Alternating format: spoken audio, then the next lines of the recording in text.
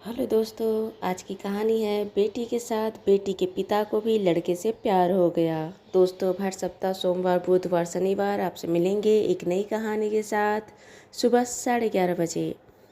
घर में एक छोटा सा फंक्शन किया गया था। कुल मिलाकर घर में 50-60 मेहमान घर में आए थे। घर में खाना बनाने वाले लोगों को बैठाया गया था। घर के छत पर एक अच्छा सा शानदार पार्टी ऑर्गेनाइज की गई थी, जिसमें ढेर सारा खाना और तरह तरह के स्नैक्स, कोल्ड ड्रिंक, आइसक्रीम का प्रबंध किया गया था। वहीं पर छत पर ही एक किनारे में एक स्टेज पर बनाया गया था, जिसमें लगे सोफे पर जगदीश जी और प्रीति जी बैठे थे। मेहमान आ रहे थे और स्टेज पर ही चढ़कर जगदीश जी और प्रीति जी से मिलते, उनको तोहफा देते, उनको उनकी शादी की सालगिरह की बधाई देते। आज उनकी शादी की 30वां सालगिरह थी। स्टेज पर ही पास में एक प्रोजेक्टर लगा था, जिसमें उनके बच्चों के द्वारा छोटा सा फिल्म दिखाया गया। जगदीश जी और प्रीति जी की शादी की कुछ तस्वीरें, उनके बच्चे, उनके जवान की कुछ फ़ोटो, उनके बड़े होते बच्चों के साथ फ़ोटो, उनके बच्चों के द्वारा स्कूल में किए गए कार्यक्रम के ताली बजाते जगदीश जी और उनकी अनेकों यादें। फिल्म खत्म होने के बाद प्रीत जी स्टेज में ही बैठे रहीं और जगदीश जी स्टेज से नीचे आ खाते हुए मेहमानों से उनका हाल चाल लेते, वेटर को मेहमानों को अच्छे से खिलाने की हिदायत देने लगे। जब सब मेहमान खा रहे थे, तब जगदीश जी रूपल का हाथ पकड़ साथ में घूमते हुए अपने खास मेहमानों से परिचय भी करवा रहे थे। यह मेरा बेटा बाबू है, यह मेरा बेटा बाबू है। इन्होंने ही सारा पार्टी ऑर्गेनाइज किया है, सारा प्रबंध इन्होंने ही किया है। कैसा डेकोरेट होना है, खाना कैसे होना है, सब इन्होंने ही किया है। यहाँ तक कि हम क्या पहनेंगे, मैं शेरवानी नहीं पहनना चाहता था। इस उम्र में कौन शेरवानी पहने, लेकिन बेटा बाबू का ही कहना था कि नहीं पापा, आप शेरवानी पहनो। अब प्रीत को भी बनारसी साड़ी पहनने के लिए इन्होंने ही तोहफा दिया। बोले नहीं माँ, आपको तो यही साड़ी पहनना है, आपका ही दिन है, आपको तो सबसे अलग और सबसे खास दिखना चाहिए। सब लोगों से मिलते मिलते जगदीश जी रूपल जी के साथ स्टेज पर प्रीति जी के पास चले गए। खाना खाते हुए कुछ लोग बोले कि लगता है जगदीश जी और रूपल जी का बहुत ही गहरा नाता है, दोनों में अच्छे संबंध हैं। एक ने पूछा कि जगदीश जी का बेटा था क्या? पास में ही एक दंपति ने कहा, नहीं, यह उनका बेटा नहीं है, यह उनका दामाद है। आसपास में जो भी लोग थे, जिन्होंने कुछ बहुत टाइम से देखा नहीं था या जो जगदीश जी के दामाद को नहीं जानते थे, उनका बड़ा अजीब लगा कि इतना गहरा प्यार दामाद और ससुर का हो सकता है क्या। एक दामाद का रुतबा और दामाद अपने ससुराल में एक अलग ही ठसक के साथ रहता है, लेकिन यह दामाद तो अपने ससुर के सामने ऐसे झुकते हैं कि एक बेटा भी उतना नहीं झुके। एक पिता भी अपने बेटे से इतना प्यार नहीं जताते जितना वह अपने दामाद से जता रहे। ऐसा कैसे हो गया? इतने में एक व्यक्ति ने पूछा, जगदीश जी अपने दामाद को बेटा बाबू क्यों कह रहे थे?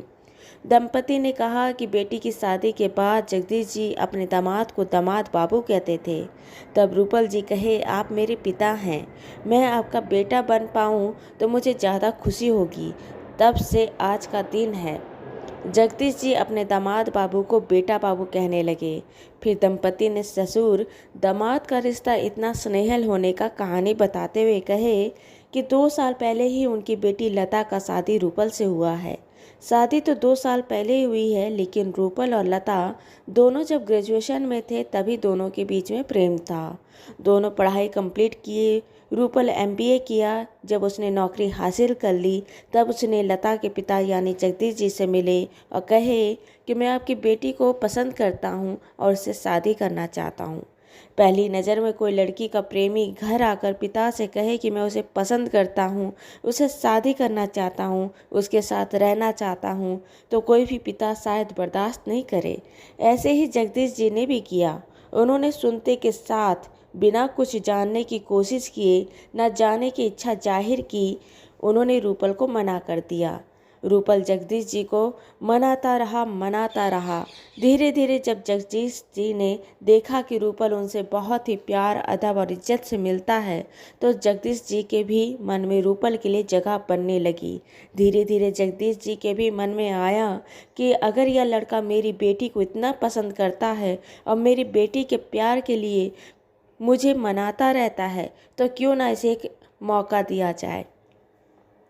जगदीश जी ने रूपल से कहा कि अगर मैं तुम्हारे प्यार को, तुम्हारे रिश्ता को स्वीकार नहीं करता हूँ, मैं तुम्हें नहीं अपनाता चाहता, तो तुम चले जाओगे हमारी ज़िंदगी से। रूपल ने कहा, नहीं, मैं आपको तब तक मनाता रहूँगा जब तक आपको मुझ पर भरोसा ना हो जाए। अगर मुझे इनकार कर रहे हैं तो जाहिर सी बात है आपको कहीं ना कहीं मेरे पर या मेरे रिश्ते पर या मुझ पर भरोसा नहीं है। आपको लगता है कि शायद आपकी बेटी मेरे साथ खुश ना हो, शायद कहीं ना कहीं आपको कुछ दुविधा है, इसलिए आप मुझे इनकार कर रहे हैं और उस शक को, उस दुविधा को मेरे को हटाना है। जगदीश जी ने बड़े संकालू भरे अंदाज से कहे, तुम्हें इतना फ़र्क क्यों पड़ता है कि मेरे मन में क्या है? अगर मैं अनमने मन से हाँ कहूँ या नहीं मानूँ तो भी क्या तुम मुझे मनाओगे? तुमने यह नहीं कहा कि अगर आप मेरी बात नहीं मानोगे तो मैं आपकी बेटी को भगा लूँगा। हम पहले शादी कर लेंगे फिर बाद में मना लेंगे, या हम शादी कर लेंगे तो आप क्या कर लोगे? ऐसा तुमने कुछ नहीं कहा। क्यों? रूपल ने कहा कि आप एक बेटी के पिता हैं। भले एक बेटी का पिता बेटी के ससुराल या लड़के के परिवार में उसका सर हमेशा नीचे रहता है, लेकिन मेरा यह अपना राय है कि एक बेटी का पिता कहीं भी किसी भी हाल में उसका दर्जा किसी से बराबरी नहीं किया जा सकता। हम अपने घर में एक गाय पालते हैं, कुत्ता पालते हैं, एक पौधा लगाते हैं, तो हमें उससे इतना लगाव हो जाता है कि हम उसको अपने से अलग करने के लिए सोच नहीं पाते।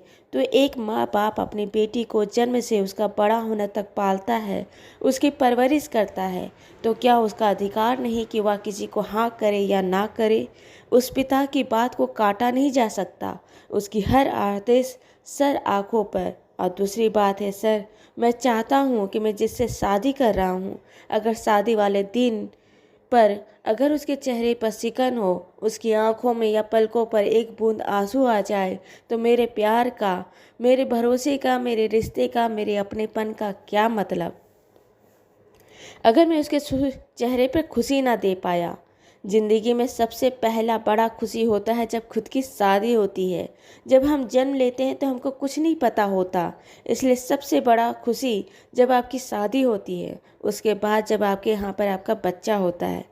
जब जिंदगी का सबसे बड़ा खुशी शादी के टाइम पर अगर मेरी लता के चेहरे पर खुशी ना हो, उनके माँ पिता के चेहरे पर खुशी ना हो, तो धिक्कार है मुझ पर, धिक्कार है मेरे प्यार पर, धिक्कार है खुद को मुझे एक मर्द कहने पर। अगर अपनी लता और अपनी लता के माँ पिता पर चेहरे पर खुशी ना ला पाया। वह दिन था जब जगदीश जी ने रूपल की बातों से सिर्फ यह सुना कि वह उसके चेहरे पर एक सिकन नहीं आने देना चाहता, इसलिए वह जगदीश जी को इतना मना रहा है ताकि शादी वाले दिन जगदीश जी के चेहरे पर सिकन ना आए, लता की आंखों के पलकों पर एक आंसू का बूंद ना आए। वह समझ गए कि इससे ज़्यादा अच्छा लड़का मुझे और नहीं मिल सकता, इससे ज़्यादा प्यार करने वाला पति मेरे बेटी को नहीं मिल सकता, और उन्होंने सहर से इस रिश्ते को स्वीकार कर लिया। जितना खुशी से, जितना प्यार से बेटी लता अपनी शादी में खुश नहीं थी, उससे कहीं ज़्यादा पिता जगदीश जी रूपल के लिए खुश थे। दोस्तों, ये कहानी आपको अच्छी लगी हो तो इसे लाइक करें, शेयर करें, सब्सक्राइब करें, और मिलते हैं एक नई कहानी के साथ एक छोटे से ब्रेक के बाद। धन्यवाद।